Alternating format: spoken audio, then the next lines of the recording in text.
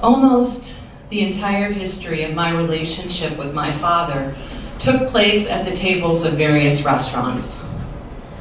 Chinese was a favorite, Vietnamese, also steakhouses, sometimes Greek, never Middle Eastern, but Jewish delis, yes.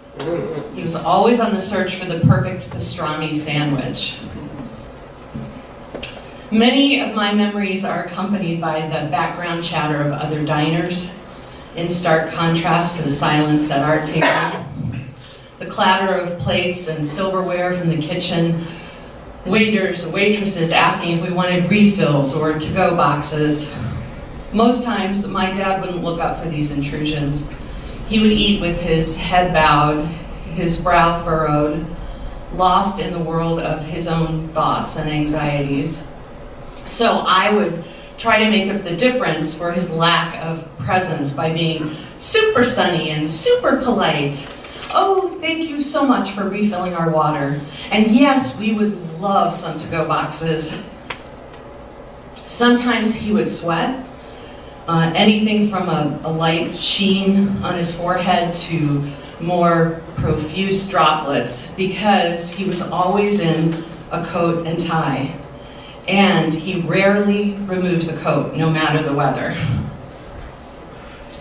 My father was born in Ramallah. It's a town on the West Bank in Palestine, a place of incredible beauty, or so I hear.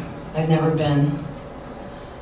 As I sat across from him in St. Louis, Missouri, I thought about how he was a long way from his birthplace.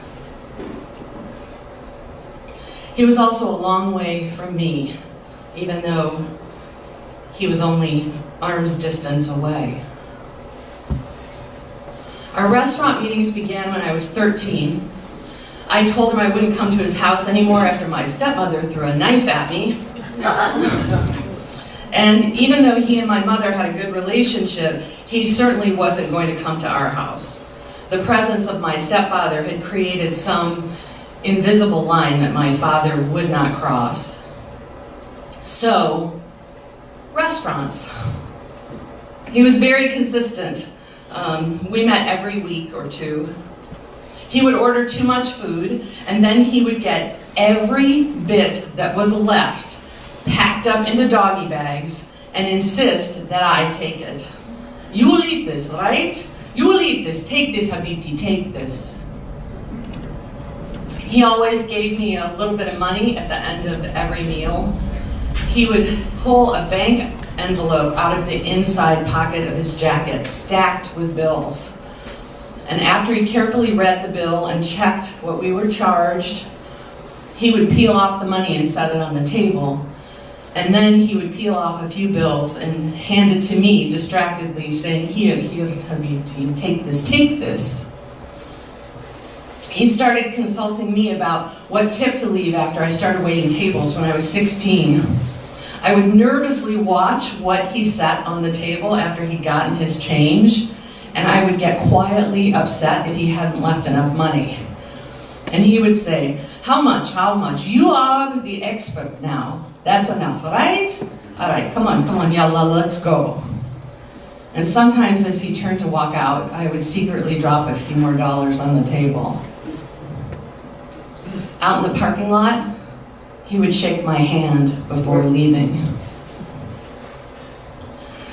The tone of our meals changed when, at 17, I informed him that I was going to a theater conservatory program for college. After that, every phone call and every meal became a fight. And the fight was always the same. No matter what I tried to talk about, it would circle back around to, you are crazy! What are you doing? You are smart. You could be a lawyer. You could be a doctor.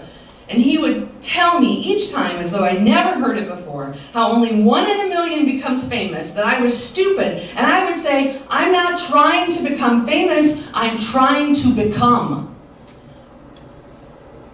I couldn't make him understand.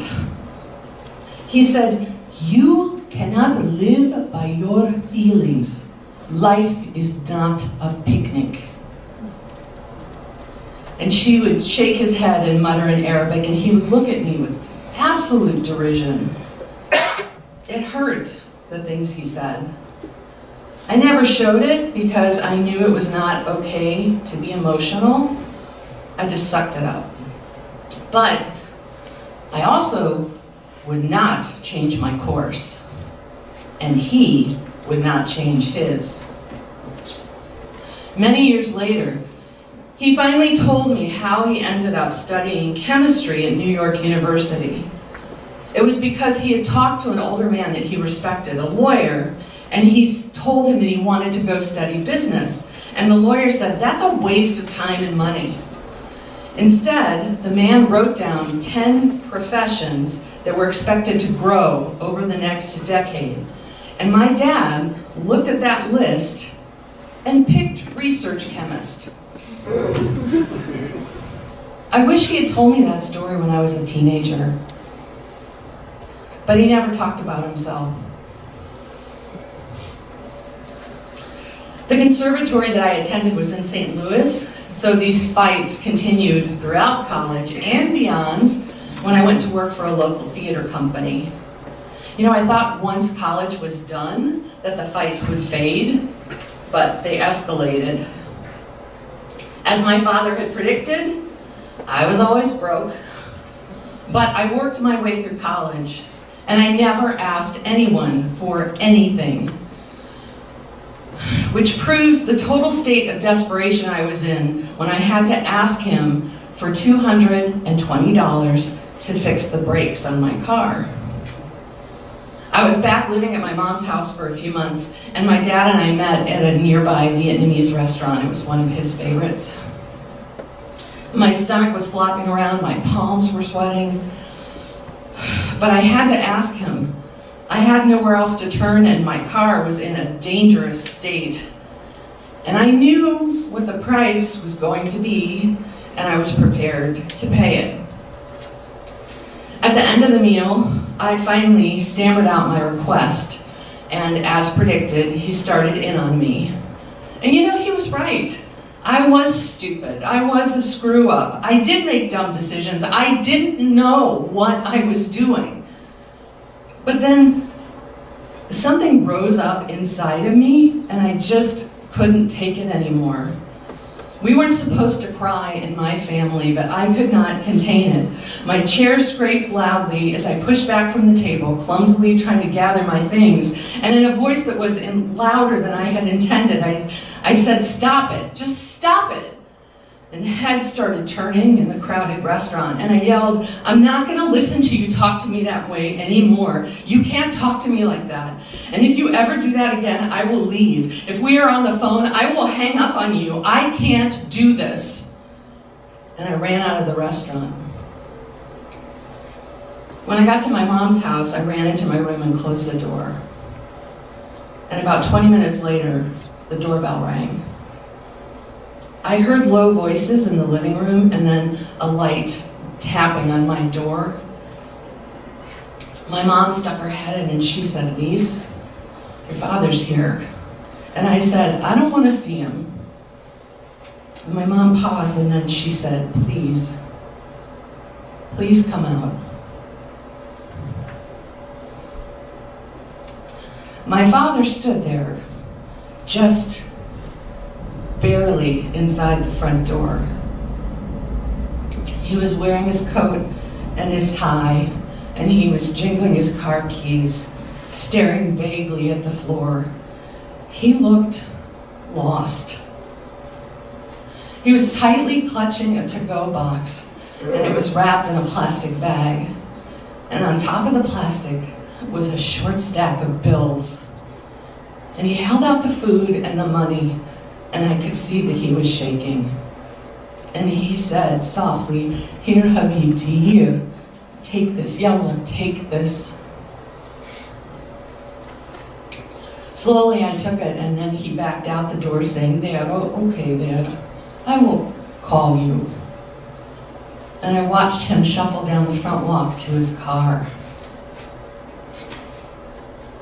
A short time later, I wrote him a letter, and I said, "Dad, You are not the father that I imagined I would have.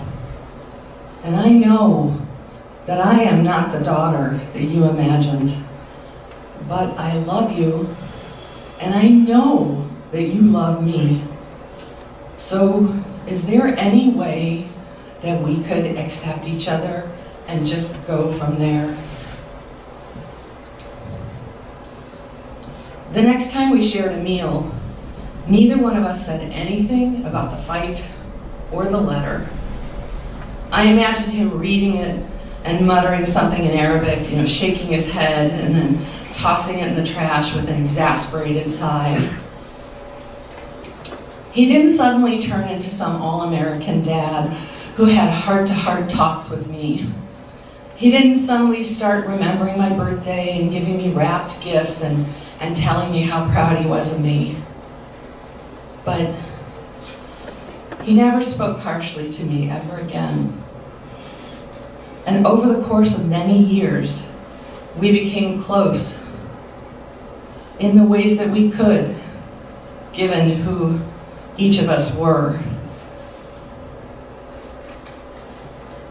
He died a few years ago, and my half-brother handed me a rubber-banded packet of papers that he said he had found in my dad's desk drawer. It was all the birthday cards I'd ever sent him, the school pictures and cards from my daughter, and at the very bottom of the stack was the letter. Thank you.